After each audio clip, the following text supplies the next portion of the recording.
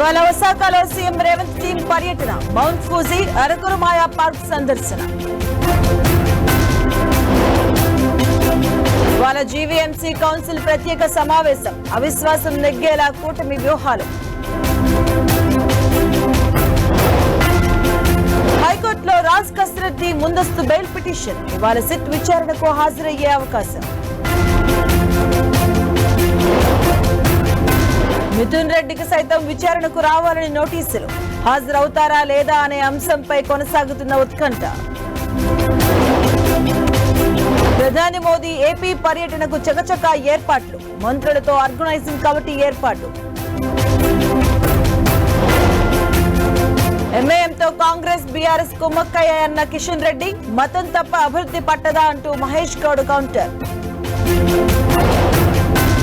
భారీ వర్షానికి హైదరాబాద్ అతలాకుతలం, కుప్పకూలిన చెట్లు, విద్యుత్ స్తంభాలు.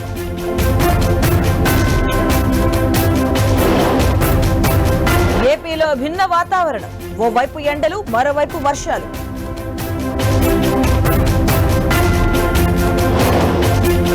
నేడు తెలంగాణలో బీహెచ్పీ, బజరంగ్ దళ్ ఆందోళనలు, బెంగాల్లో హిందువులపై హింసకు వ్యతిరేకంగా నిరసన.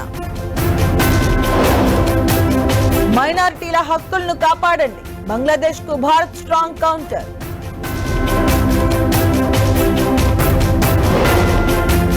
యెమెన్ పై అమెరికా వైమానిక దాడులు, 74కు పెరిగిన మృతులు.